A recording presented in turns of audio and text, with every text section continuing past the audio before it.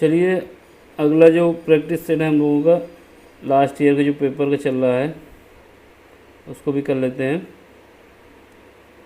ये सेट हम लोगों का है 2018 का ही। चलो यूपी कांस्टेबल के जो एग्ज़ाम हो रहा है उसके लिए ये प्रिपरेशन कराई जा रही है।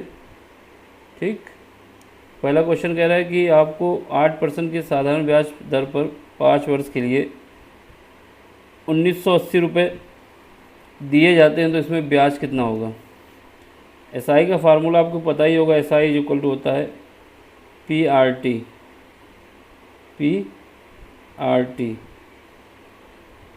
ये आर है, ठीक है, डिवाइड बाई 100। यहाँ से हमारे पास एसआई निकालना है। पी की वैल्यू आपको दिए गए 998 यानी 1980, सॉरी 998 नहीं 1980, और आर की वैल्यू आपको बताएगी 8% और समय दिया गया है 5। डिवाइड करोगे, ठीक है। अब आपके पास क्या है, इसको इससे काट दो, ठीक, और इसको इससे काटेंगे तो ये 2 बार, और यहाँ से काटेंगे तो 4 का मल्टीप्लाई करेंगे तो 198। जब 4 का मल्टीप्लाई होगा तो लास्ट में हमारे 2 आना चाहिए, यानी और किसी ऑप्शन में 2 नहीं है, ऑप्शन ए डी हो जाएगा। बाकी लिख दो सॉल्व करके भी, लेकिन समय थोड़ा 1-2 सेकंड बचाए जाते हैं तो आगे काम आते हैं। अगला क्वेश्चन देख लो। क्वेश्चन में कह रहा है कि 15% के लाभ और 9% की हानि के बीच का अंतर आपको दिया गया है, और आपसे पूछ रहा है कि सीपी क्या होगी। तो वो सीपी हमने मान लिया कि 100% थी, सीपी को हमने 100% मान लिया। पहली कंडीशन में जब उसने एसपी जो है 15% लाभ पे बेचा, यानी 115 रुपये का 115% पे बेचा। दूसरा, जब उसने एसपी 9% की हानि पे बेचा, यानी 91% पे बेचा, तो इन दोनों के बीच का जो डिफरेंस है वो हमको निकल के आ गया 24%। यही तो 24% को हमको दिया गया है 768, और आपसे पूछ रहा है कि 100% कितना होगा। तो कोई बात नहीं, 24% से डिवाइड कर दो, 100% निकल आएगा। 24% से इसको डिवाइड करके 100% से मल्टीप्लाई कर दो। 68 डिवाइड बाई 24% इंटू 100%, क्योंकि हमको 100% चाहिए, इस वजह से निकालना इसको। ठीक, कहाँ भाग गया, बस इसको काटोगे तो ये कितनी बार कट जाएगा, इधर ही रख लो, सामने क्वेश्चन भी रहा है। तब इसको काटेंगे तो क्या है, 24 से काटेंगे तो पहले तो 8 से काटने की कोशिश करते हैं, तो 8 तिरका 24 और 8 9 72 की 9, और इसके बाद यहाँ बचेगा 4 अच्छा 48, ठीक है, कट गया ये 96। अब इसको 3 से काटने की कोशिश करेंगे तो ये 32 बार में कट जाएगा, और 32 को मल्टीप्लाई हो जाएगा 100 से, तो ये 3200 आ जाएगा। ऑप्शन आपका सी।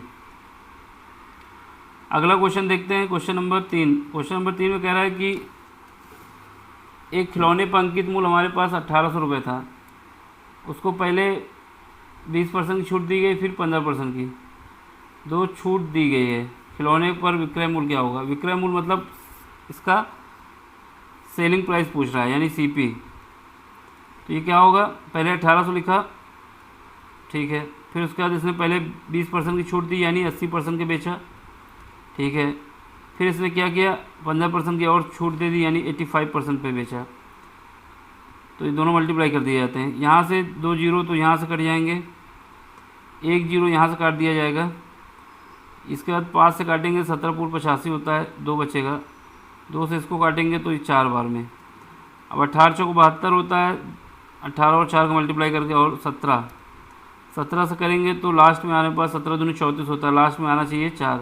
ऑप्शन बी पे ही आ रहा है केवल, बाकी लिख दो। 17 दूनी 34 होता है, 34 कैरी 4 कैरी गया 3, 17 सत्ते 100, 17 सत्ते कितना होता है, 17 सत्ते 119 होता है। 119 में 3 ऐड कर दोगे तो 122 हो जाएगा, तो ऑप्शन हो जाएगा ये आपका। अगला क्वेश्चन देखो, क्वेश्चन नंबर 4। इसमें कह रहा है तोरासा ने 2225 रुपये, सॉरी 2250 रुपये एक कारोबार शुरू किया, ठीक है। कुछ महीने बाद त्रिशा आ गई। तोरासा और त्रिशा ने कुछ महीने बाद जब आई तो 2880 रुपये निवेश किए।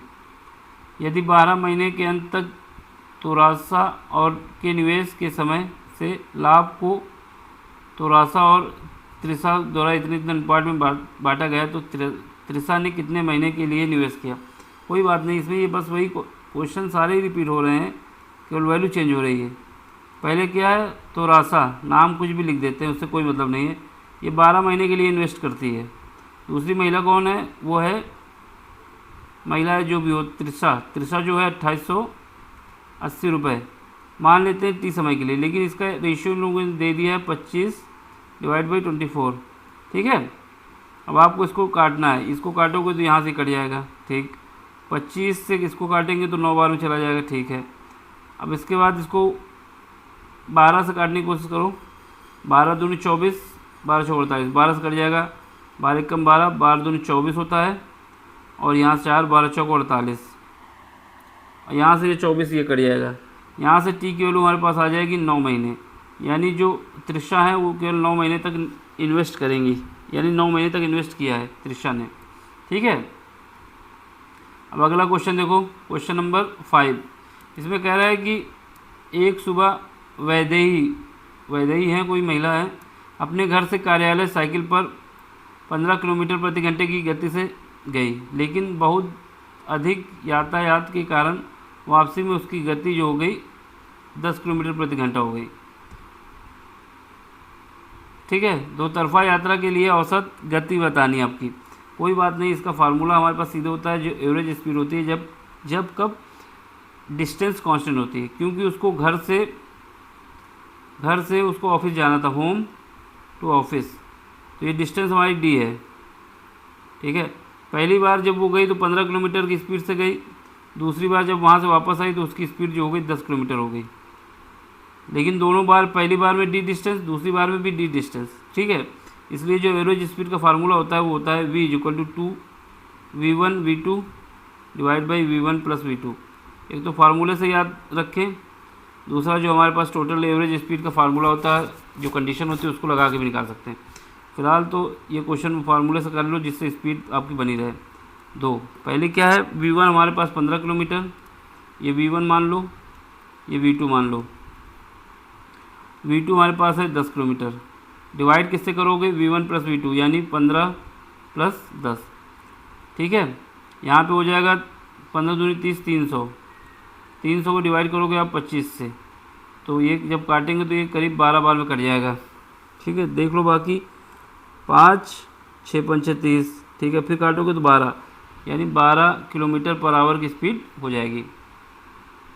अगला क्वेश्चन देख लो, इसमें कह रहा है कि x/9 = 5/y, और आपसे क्वेश्चन में वैल्यू पूछा है x/y की, तो इन दोनों को मल्टीप्लाई कर तो यही होगा 9 × 45, ऑप्शन बी।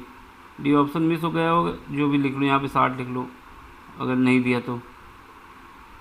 अगला क्वेश्चन देख लो, इसमें कह रहा है कि 800 रुपये को 10% की वार्षिक चक्रवृद्धि ब्याज के लिए फार्मूला हम आपको बार बार बता रहे हैं कि इसमें अगर a परसेंटेज सेम है तो a + a + a × a × 100, ये कंडीशन लगानी होती है हमको।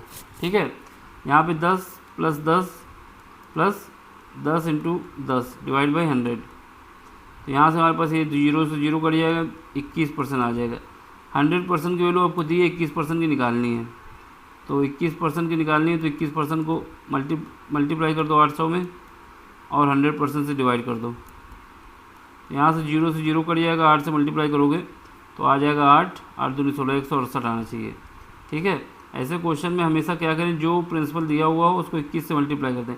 बस ये देखना होगा कितना, अगर 10 दिया है तो सिंपल से 21 से मल्टीप्लाई कर दें, कुछ और दिया हो तो फिर देखना पड़ेगा, ज़्यादातर 10 ही देता है। अब आपसे कह रहा है कि 9 पाइप एक टैंक से जुड़े हुए हैं। ठीक है, जिनमें से कुछ पाइप टैंक को खाली कर रहे हैं और कुछ पाइप टैंक को भर रहे हैं। 9 पाइप हैं, मान लेते हैं जो टोटल पाइप है मेरे कितने हैं, टोटल पाइप जो हैं